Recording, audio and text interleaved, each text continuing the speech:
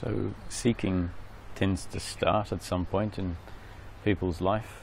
It can be a light seeking that is entertaining to some extent, because through the process of seeking, more and more becomes understood and seen, and that can happen in the form of insight, which is usually quite amazing because it has a quality that's different to an understanding in the mind. And the process itself, if it's not accompanied by deep suffering, can seem to be this magical ride that we get taken on, that where everything is revealed. Everything, which book to read, at what time, and which country to travel on, and who comes across our path is exactly what is needed at that point in time, and all contributes to this process of life becoming more understood. Insights happen, and can be seen to be a very magical journey we're being taken on. Or it can be a journey that's inspired by a deeper suffering, and to some extent those journeys can seem like they're not taking us anywhere for a period of time, where the suffering remains fairly constant, and yet there is this recognition that there is suffering and a desire to move away from it, or to find a solution to it, and seeking or spirituality presents itself as a potential answer. Yet for a while it doesn't seem like too much is happening, and it can be very frustrating. And if this perpetuates for an extended period of time, either or, whether it's a light journey or a intense journey, after a certain period of time, enough's enough. And even what seemed like an enjoyable process of seeking can then present itself as being a bit of a nuisance. It's like, okay, long enough now, so let's get to the point. So the beginning of the talks often starts at the question, what is it that we're seeking? Because if that isn't clear, the seeking could perpetuate itself for longer than needed, simply because each time an opportunity to learn or an opportunity to try something new is presented, the impulse is that, well, this might be what I need, so let me try it. Whereas if the understanding about what is being sought is very specific, then the thinking process and the engagement in various things will be limited to whatever seems like it will contribute to that goal, which is now very specific. So the beginning of the talk often starts with the question, so what is it that we're actually seeking? People have been living life for tens of years through the course of their life, seeking primarily happiness. I think when everyone gets down to it, they want to be happy, but that seeking has been in the form of seeking happiness through pleasure.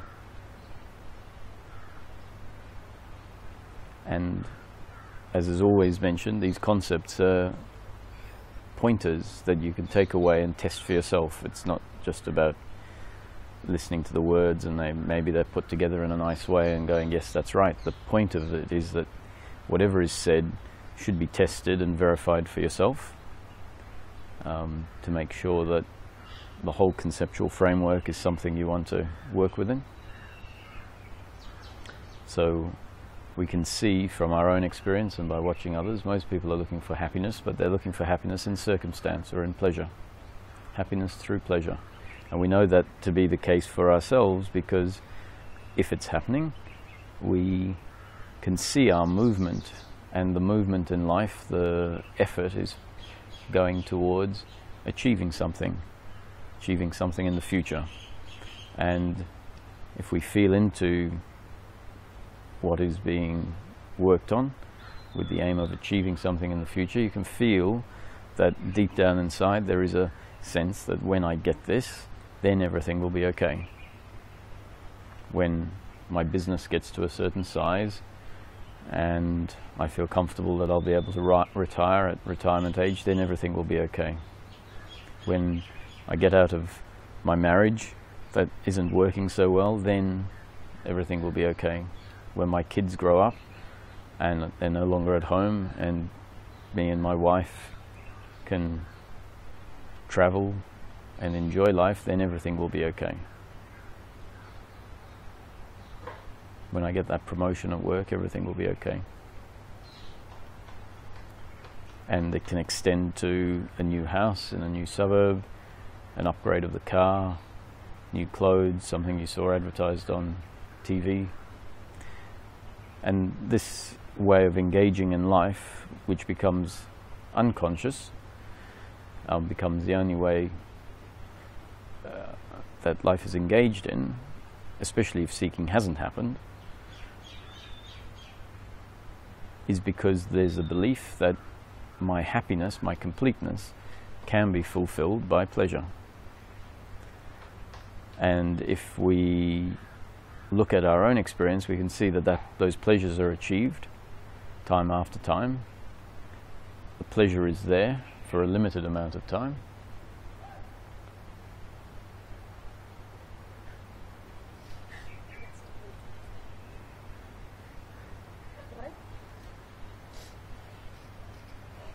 And yeah, and then after the pleasure is achieved, hello Ankita.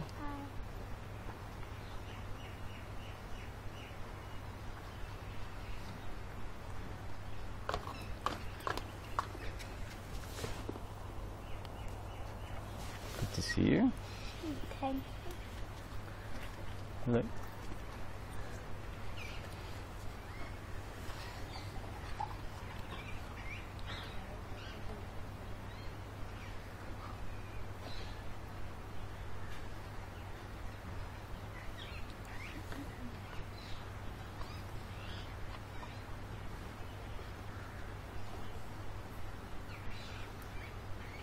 So we were just talking about how we seem to be seeking happiness through pleasure, and that from our own experience, these pleasures are achieved and they deliver short-term satisfaction or a short-term pleasure, and then very quickly the next goal is set up, and this keeps happening. And so at some point in time we have to draw the conclusion for ourselves that pleasure is pleasure, but it's only ever limited, and to think that we will one day find a pleasure that delivers a long-term continuous peace of mind or well-being or happiness can finally be put to rest if our awareness lands on the fact that we've been achieving pleasures month after month, year after year, and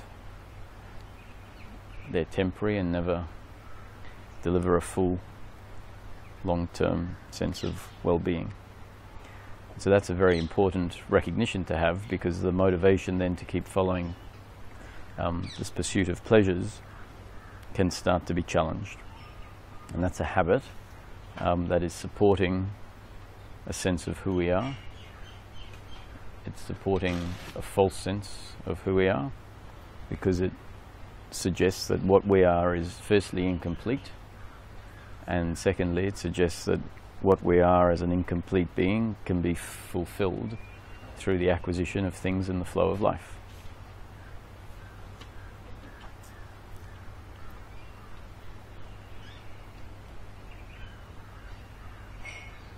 So at some point, if we then ask ourselves, so what are we really looking for? We've been looking for happiness through pleasure, and it wasn't to be found there. So if we ask ourselves in practical terms, so we can test it for ourselves, what is our unhappiness in the flow of life? And so moment to moment or day to day, if we find ourselves feeling unhappy and we say, yes, at this point I know that I am unhappy and I'd like to understand what that unhappiness is. And it might be a mild unhappiness or a deep unhappiness. And if we settle in onto the feeling and feel in, we'll find that that unhappiness is a form of uncomfortableness with oneself. the feeling is a feeling of uncomfortableness with oneself, or an uncomfortableness with the other, or an uncomfortableness with life, all of which ultimately are an uncomfortableness with oneself. And once we've felt that it's an uncomfortableness with oneself, it's worthwhile seeing how that uncomfortableness is manifesting. And we'll find that it will be manifesting in one of the following ways: guilt or blame, or expectation. There are some less significant ones, which are pride and anxiety, but primarily, to start with, we can look at guilt and blame and expectation. So this is a very practical way of coming to understand what it is that our unhappiness is, not only conceptually but actually through feeling and coming to know for ourselves. And that uncomfortableness, guilt and blame, is based on the idea that firstly, I need pleasure in order to be complete, and secondly, when that pleasure isn't delivered in the flow of life, if pain is delivered, then there is blame towards the other person who has delivered the pain. So, you hurt me, I hate you. You have disturbed my unhappiness by delivering pain to me, and so therefore I have to hate you. You should have or could have done things differently. You could have delivered pleasure to me instead. If you had delivered pleasure to me, I would have loved you, but unfortunately you delivered pain to me, so I hate you. That's what blame in the moment is. And that blame can take different forms. There can be resentment, there can be hatred, there can be blame for someone not doing the dishes, there can be jealousy. Guilt is another form of uncomfortableness, and it's still based on the same sense of personal doership that blame is based on, but instead of it being projected and there being hatred for the other, for what they are seen to have done, this time guilt is about feeling a hatred towards oneself for actions that have happened in life that have hurt others or hurt ourselves, and therefore we feel that we should have or could have done something differently. And in feeling that we should or could have done something differently, we have to blame ourselves, and that blame is guilt. So there's blame for the other, for the actions they have done that hurt us, and guilt for our actions that have hurt ourselves or others. And expectation is a form of thinking in the mind that tends to be quite incessant, and that expectation is thinking about something in the future that we believe will fulfill the lack in this moment. And when that in the future is not delivered, that which we are continually thinking about, when it's not delivered, we'll either blame life or we'll blame whoever plays a part in it not being delivered. So that expectation, that continuous thinking, disturbs the current moment, makes the current moment feel as though it's incomplete, or actually it's the feeling that there's incompleteness in this current moment that inspires the thinking of expectation in the future. And that expectation can turn into guilt or blame for oneself or the other. So in practical terms, we now understand, both conceptually here and if tested for yourself, what one's unhappiness in the flow of life is. So the question, what is it that we are looking for, can start to be answered for ourselves based on our own observation, and that is that I am actually just looking for the end of my unhappiness.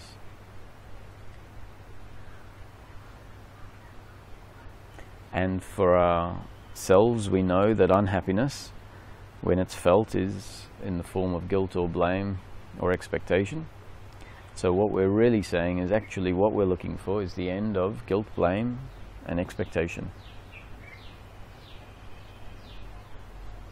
Now, if life is how we've always seen it to be, and we've always seen it to be a three-dimensional reality in which there are many people all doing exactly what they choose to do based on their own control and volition, if we see life like that, and we see ourselves as the body, see the others as the body, and believe that we require pleasure in the moment and that the others require pleasure in the moment to be complete, if that is an accurate representation of life, then it's fair to say that our unhappiness in the form of the absence of suffering is simply not available.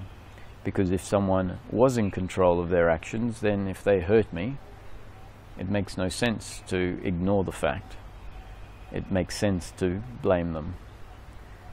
If I blame people enough, then they will start to learn and will start to use their volition to deliver pleasure to me, which is what I believe I need. So if life was as we currently see it, guilt and blame and expectation makes plenty of sense, and so the absence of that wouldn't be available. The good news is that we've been told, and we can see for ourselves, that life is not as we have seen it. Life has been described as a dream, as a predetermined story, a creation.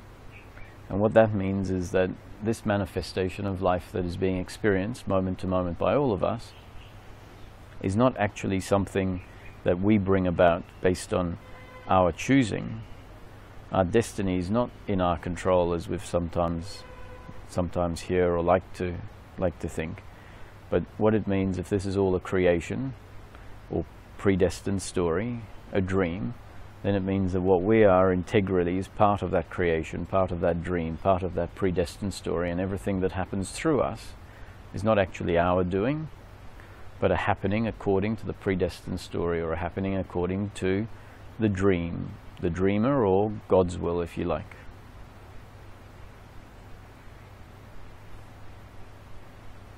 Now, to take the leap from seeing life the way we've always seen it to then just accept that it's predetermined can be a little big at first. So how can we check out whether this concept that life is predetermined, how can we check out if it holds water, or if at least we'd like to investigate it further?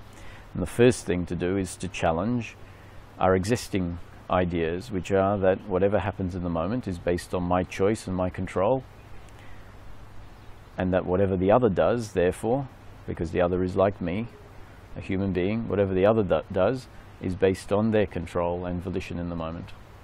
So if we start to look at what is it that we are, what is it that I am as a human being, with an objective set of observations, without needing the outcome to be a certain way, without insisting that the answer to this investigation is what we want it to be, if we just look at it objectively, we'll find that the human being is a biological instrument, a very magnificently created biological instrument, including a brain,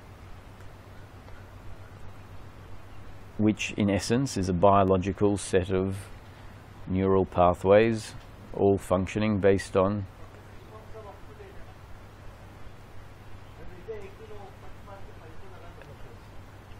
electromagnetic impulses. So that machine, the brain, is a biological machine through which electromagnetic impulse is happening, and so what we call my thinking is actually an output of a set of physical laws.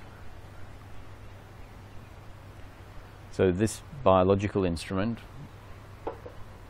is the way it is at any point in time because of its genes and up-to-date conditioning. We know that when we were born, we didn't choose the genes that we have, and from the moment we were born, up-to-date conditioning started to happen. And so at any point in time, what happens through the body is based on the circumstance that the body finds itself in and the particular makeup of the body at that point in time. And the particular makeup of the body is based on two factors, genes and up-to-date conditioning, that we've never had any control on. The circumstance we find ourselves in includes many, many situations or variables that we have no control over. Who walks in front of us, what bird flies across the sky, what sounds are present in the moment, what body pains are there, what thoughts arise. All of this is totally out of our control. And so we find that the body is a biological instrument based on genes and up-to-date conditioning, and in each moment it will react to the circumstance, and in some moments decisions need to be made. Those decisions will lead to actions, and we are very habituated in saying these are my decisions, these are my actions, rather than recognizing that what could be happening is that thoughts are arising, actions are happening, consequences to those actions are happening, all of which is not actually in our control as we've previously believed. If we look at the process of thinking, we find that a thought just arises out of nowhere based on the conditioning, up-to-date conditioning of the body and the circumstance at hand.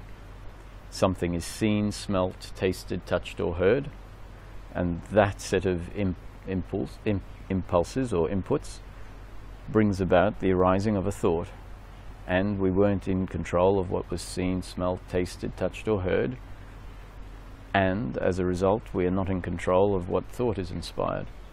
And even if we're sitting quietly in a kitchen or a living room looking around, suddenly a thought might arise about a holiday that we have planned, or something that happened between friends, or some food that was eaten yesterday that tasted good, and the thought just pops up, and that thought can roll on for 30 seconds or a minute or 2 minutes, and then it can turn into thinking about something else, which we're so sure is my thinking.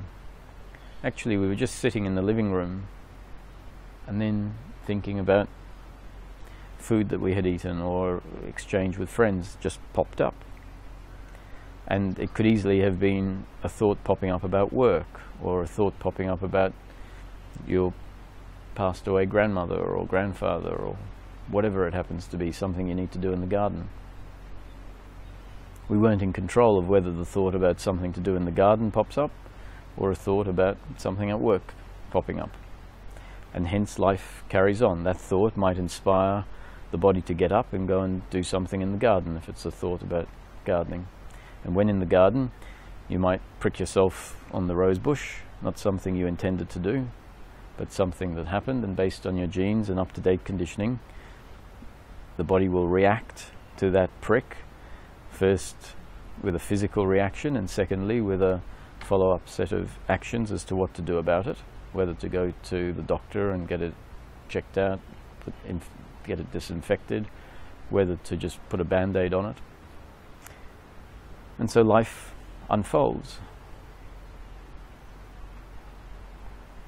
And we've thought that all of this is my doing. And therefore, if it's my doing, that whatever happens through the other is their doing. And hence we start to see life differently to how it actually unfolds. So if we find that our previous idea that we were in control, with some very simple observations, starts to lose the ground that it was previously standing on, we can then at least say that the notion that I'm in control is not in line with life. So maybe the opposite, which is everything is just happening, everything is predetermined, can be a valid explanation for how life is. Now, if we come to accept that I'm not in control by watching things happen moment to moment and seeing that life unfolds according to its own plan and not according to what we want it to be in a day. Sometimes the day unfolds in line with what we want, and sometimes it doesn't. Sometimes it unfolds differently but still favorably. But someone rings up halfway through the day and says, we're having a lunch party, do you want to come over for lunch? And at the beginning of the day it was not at all something you had considered doing, but the invitation is accepted based on your genes and your up-to-date conditioning at that point in time. So if life is predetermined, then the notion that I'm in control and the other in control falls away, which means the basis on which guilt and blame, which is a large part of our unhappiness, the basis of guilt and blame is now no longer there. What happens in practical terms is that the belief systems start to change. Life has delivered a set of observations that no longer allow the current held set of beliefs to remain in place in the same intensity as they did before. And as these belief systems start to change, it can become very easy for us to notice how many belief systems we have in place that may actually be incorrect, because the nature of human beings is to get given a concept and believe it, turn it into a truth. Parents have told us that we need to do something a certain way, and it's unquestioned and turned into the way that we should behave. Society have told us that we have to do certain things, and we turn it into a truth, all because we are concerned about outcomes delivering pleasure. If society tells us to do something, it's told us to do something because it's pleasure to society. And because we're very concerned about delivering pleasure to society in order for society to deliver pleasure back to us, we conform within the set of rules.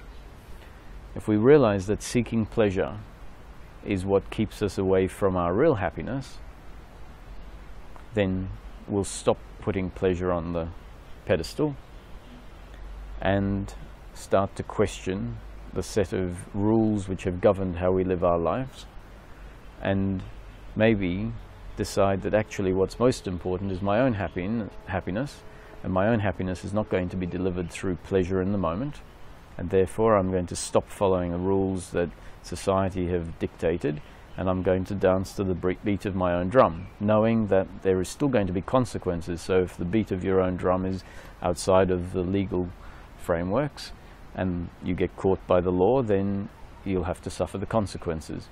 However, in a lot of situations in daily living, what we are doing is following a set of rules that are not governed by legal frameworks. They're just simple social rules that we've decided are best for us, and we've often decided that they're best for us without really understanding what we're looking for. We've decided that these social rules are best for us based on our previous idea of who we are and our previous idea of what we want. And so time comes when we start challenging all of these concepts that we have in place. And as more and more of these concepts fall away, these beliefs about how we should act and how we shouldn't act, what we should do and what we shouldn't do, we find that we're able to act more spontaneously, we're able to listen to the body more, we're able to not have to do something that internally we're feeling like we'd rather not do. And that in itself starts to bring about a significant amount of freedom.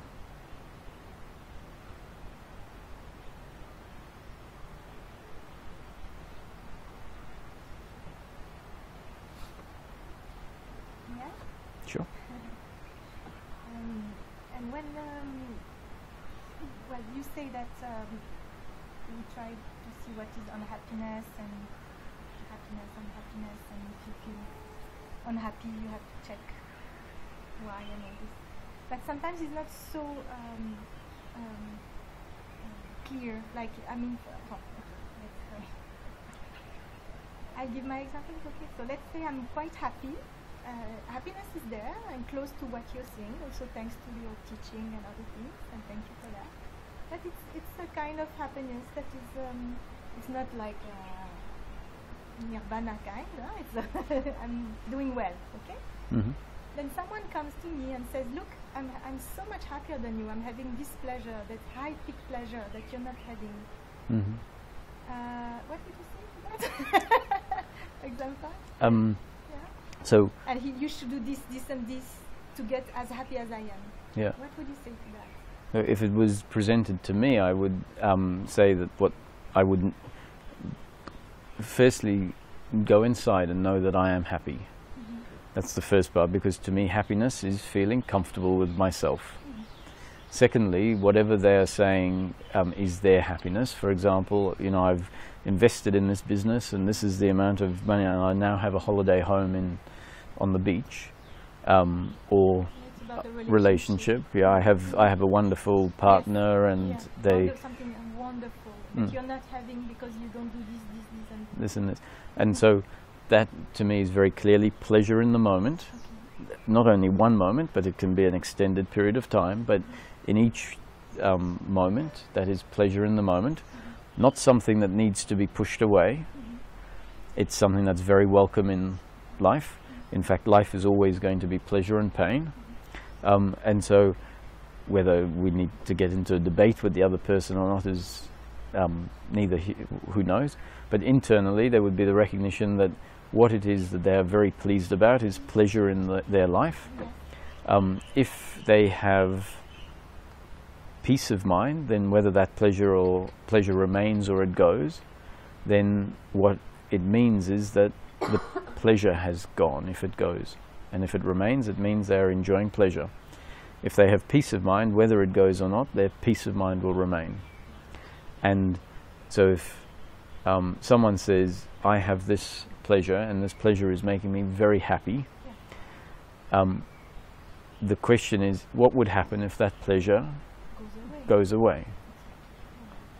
And if the look on their face is, I don't even want to think about that, then the understanding would be that what they have is a situation at the moment that is not challenging their sense of self. Exactly.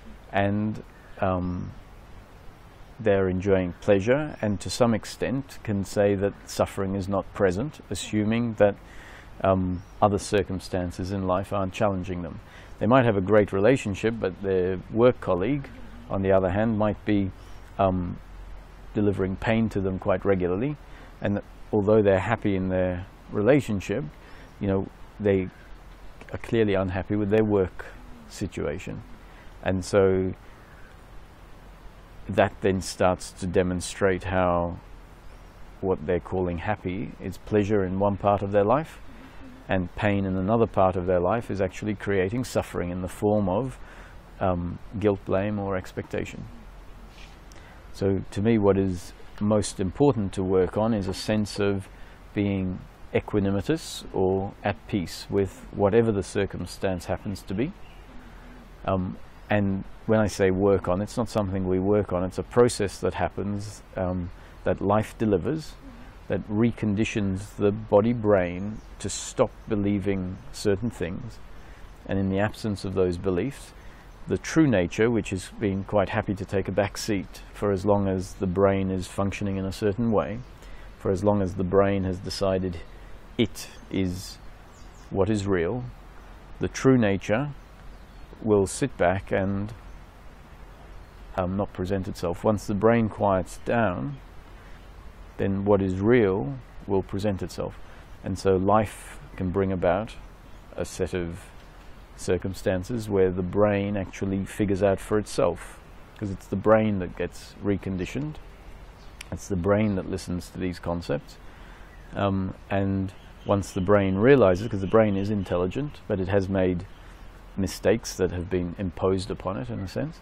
Once the brain realizes its own mistakes, then the biological instrument becomes a much more useful instrument.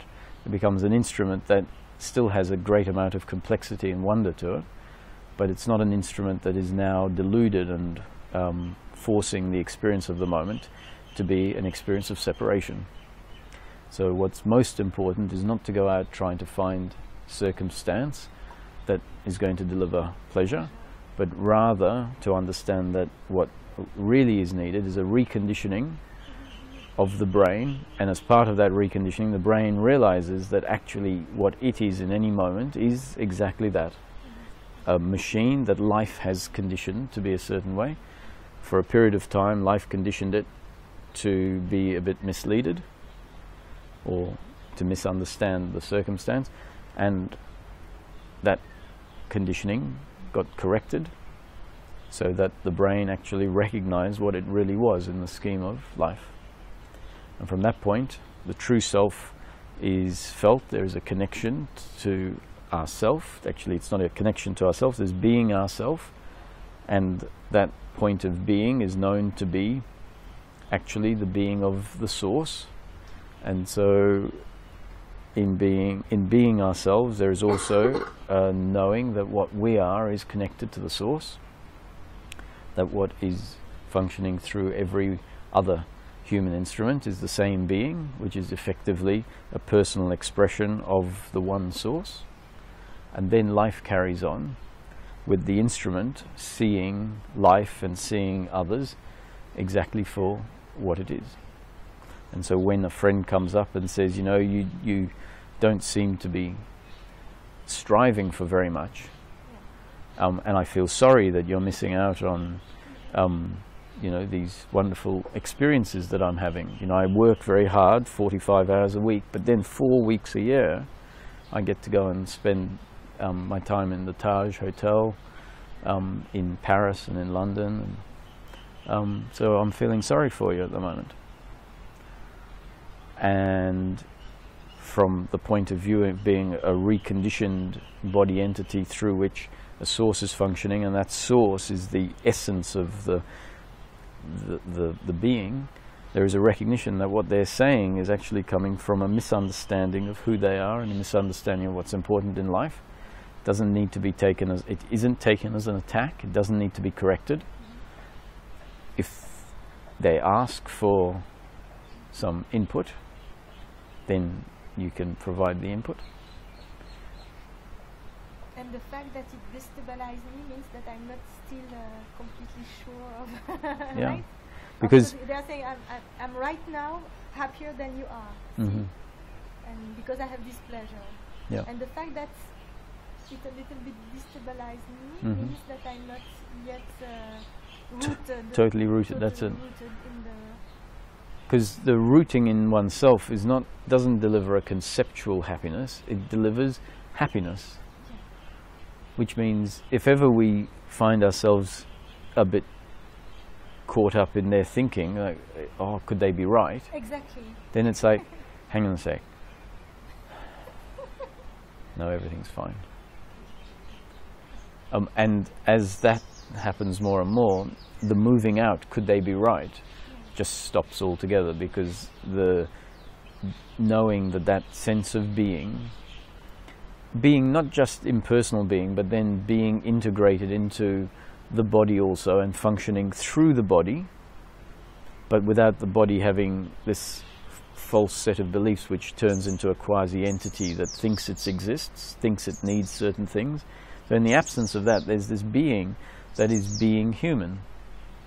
And it is known that there is no suffering. When there is no suffering, then it's known there's no suffering, and the memory of what suffering is and how it disturbed the life, and recognizing that actually without suffering, that's all that's needed. Like, I have no complaints in life. I have no sense of lack in life.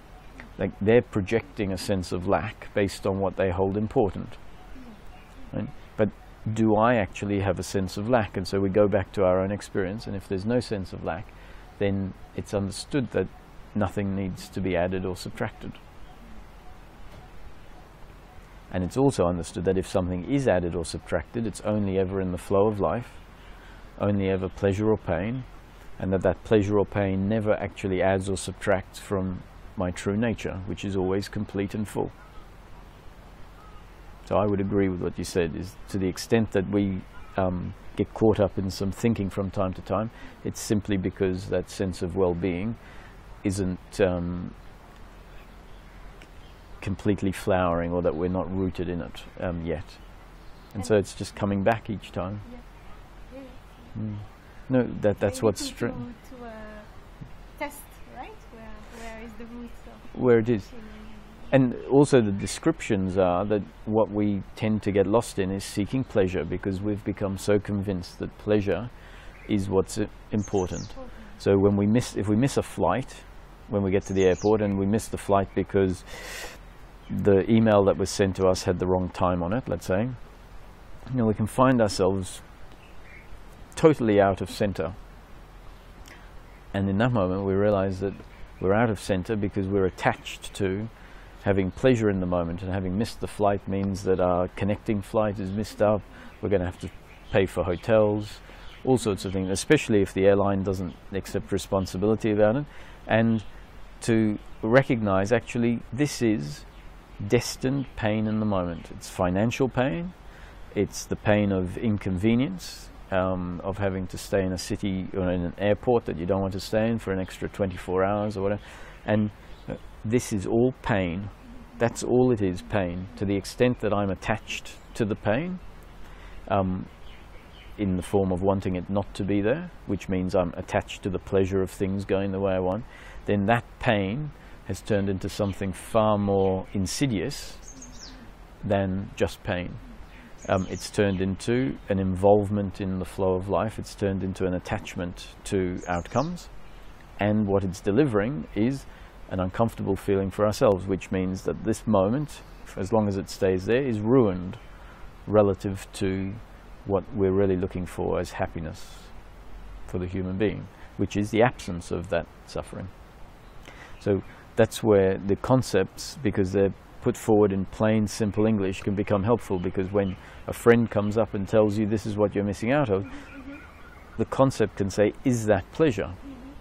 Because yes, I might be missing out on pleasure, but that's because my destiny includes different pleasures. But because my destiny includes different pleasures doesn't mean my destiny includes unhappiness. I follow you completely, and thank you. Only, and can I add one more thing? If they say, because he said that also you should do this, this, and this, and you're not ready to do it. You should transform yourself in order to reach the place where I am enjoying the pleasure. Mm-hmm. So then I thought, oh my God, maybe I should do something. So then again, the doer coming back, you know? Yeah. Like I should do something to change, and so that I can reach the place where he is, according to him, for example. So then again, the doership is back. Yeah. Right? So we don't want this concept of doership to be misunderstood and for complacency, or what's another word for complacency? Lack of interest in life to happen. Detachment. So there's part of the concepts is that although everything is predetermined, in any moment do exactly what you think or feel to do in that moment, knowing that the outcome is not in your control. But that doesn't, so the outcome has never been in anyone's control, and this set of concepts doesn't preclude you doing what it is you think or feel you should do in the moment, knowing that what it is you do in the moment is based on your genes and up-to-date conditioning and the circumstance you find yourself in. So his words become part of your up-to-date conditioning. If you don't look at them as just concepts, then your up-to-date conditioning will have turned them into truths, and then you'll find yourself doing possibly exactly what he told you to do without any capacity of discerning whether it's valid for you or whether it's just valid for him, or whether he's attached to pleasure and that's why he's doing so. But with an understanding of what his suggestion to you is, sounds like it was put forward more than just a suggestion, with an understanding of what it is, a seeking of pleasure possibly, then you can decide whether in this moment you do or don't do what it, and that's the mechanism by which what is predetermined unfolds. So the mechanism by which what is predetermined unfolds is choice in the moment. That choice we think is my choice, but actually it is choice happening as exactly as it's meant to happen. Actions will then follow, and the outcomes of those actions will be whatever they're going to be, never in our control. Sometimes we get what we want, sometimes we get more than what we want, and sometimes less than what we want.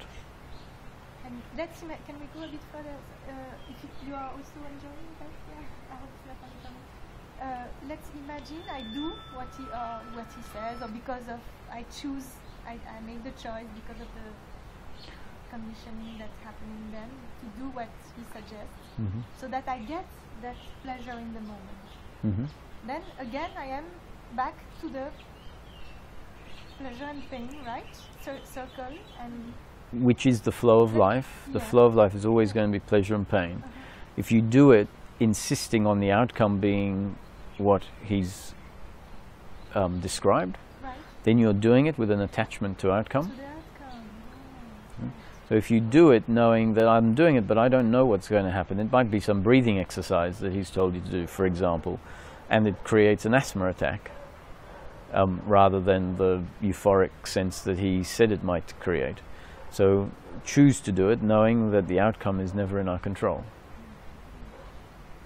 And knowing that it might bring, in the best case, pleasure in the moment only. Which is what is always, so life is always going to have some pleasure, either pleasure or pain of some degree, sometimes what we would call neutral, but that's still on the pleasure-pain spectrum. That's always going to be the nature of life. So we're not trying to push away the flow of life. The flow of life is always going to be there. So if you have a choice of 3 things to do, the body is going to choose which of the choices it feels is most in line with its biological preference. It's going to choose the option that in the moment it feels will deliver the most pleasure. And that's not the same thing as a psychological attachment to pleasure. That is a biological movement of the body towards pleasure, which is what it's always going to do in the moment. But the body on its own, without the psychological attachment, is quite happy to not get the pleasure that it moves towards. It's the attached side of the thinking mind that is insistent on the pleasure that is sought to be delivered. To make it short, a kind of neutral well-being is better than momentary high pleasure, right? Yes, and even with the momentary well-being being in place, it doesn't preclude peak pleasures from being part of the moment. So well-being is not covered up by pleasure. Well-being is covered up when there's an attachment to pleasure. But when there's no attachment to pleasure, there is well-being because one's true nature is understood, or one's true nature is functioning. So you can still experience pleasure in the moment, sure, without being attached to it. That's right. You have to still experience. You can't avoid pleasure or pain in the moment, even with a sense of well-being. The pleasure and pain in the moment is a biological reaction in the moment, and the sense of well-being is an attitudinal way of being, which is an attitude of watching life unfold, watching one's destiny unfold, watching the destined amount of pleasure and pain unfold each moment. You can imagine that if this attitudinal shift happens, that anything that happens in life, given that we now come to see life as a set of dualistic happenings, or happenings within a duality, either pleasurable or painful, and that duality can be quite extreme. So you can have terrorist attacks on one extreme and acts of extreme kindness on another. That whenever something in life happens, if this view of life is there, and if this view of life is accurate, because if it's not accurate, it's just a delusion, and in the face of extreme pleasure, a delusion is not going to be able to maintain a sense of well-being. But if this is an accurate way of looking at life, which means it's an accurate way of knowing oneself, or there's nothing in the way of being oneself, and because oneself's nature is what it is, which happens to be completeness, which means one's true nature is peace of mind, is happiness, then in the face of the most extreme pain, the most extreme unfortunate circumstances, there will be pain in the moment, but once that pain has been experienced, the thinking mind won't extend that pain horizontally in time in the form of suffering. And so to look at life like this means that life can unfold exactly as it's going to unfold, with the understanding each time it unfolds that this was destined to happen. It was never in my control whether a terrorist decided to do something. It wasn't in my control whether a girlfriend meets another boyfriend.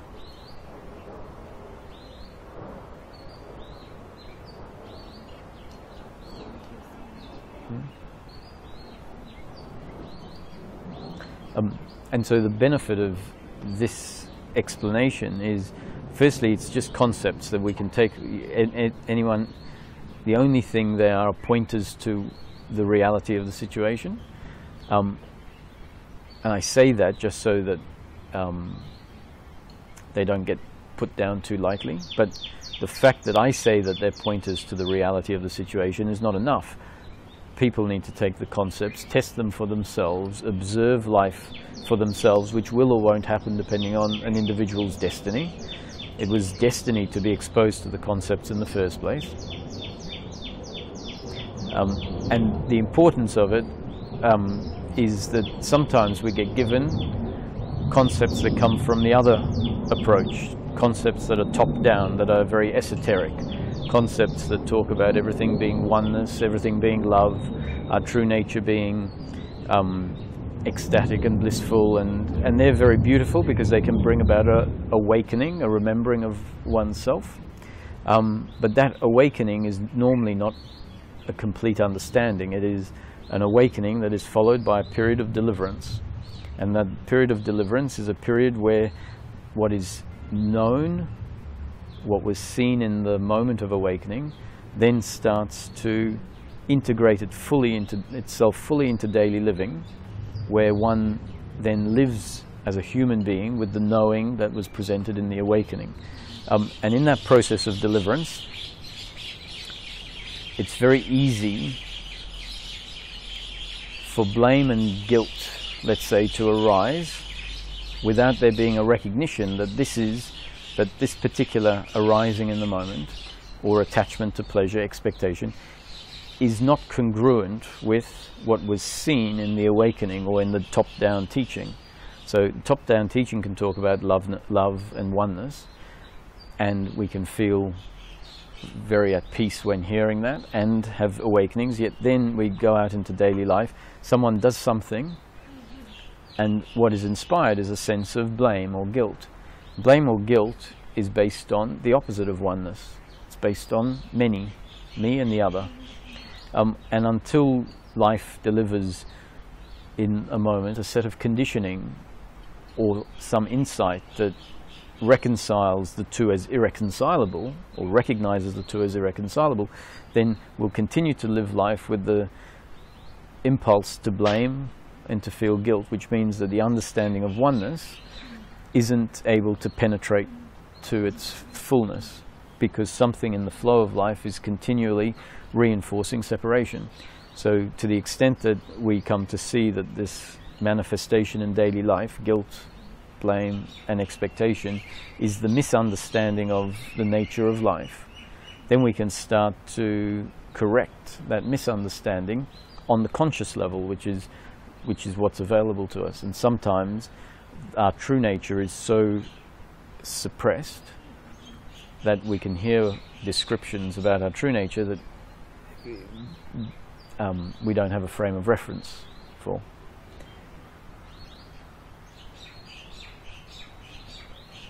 I think it was only also, it's very interesting because what happened, because it's quite easy when you see other people into sufferings. Then I think of all the teaching and I thought, oh my God, I mean, I want to have them also. It's not that, but I'm also happy that I got there. But then when you see, this is easy, you know what I mean? Mm-hmm. When you see someone who is in the pleasure, if it's pain in the moment, it's easy that you say, oh, unless I have the peace of mind, right? Mm-hmm. And then when you see someone who is in the pleasure in the moment, that's a little more tricky. Yeah. See what I mean? Yes, yeah. So it's very interesting, I think, to go a bit further than that and see what is there really. And it was your answer that is the answer. To the extent that the connection to oneself is still being covered up from time to time with some false understandings, then the attachment to pleasure is going to be there, which means when you see someone else experiencing pleasure, the thought is, oh, if only I had that. And that thought arises because there's still some misunderstanding in place. And to recognize that misunderstanding is a large part of how life has been created, as part of the story of life. And so when it's there, when the misunderstanding's there, when the attachment is there, some part of us can arise, which is a part of the brain that is not deluded, and recognize, this is attachment to pleasure because it's destined to be there. Which once again then means we don't get involved in the fact that we're attached to pleasure. It's just recognized as a dynamic that's happening.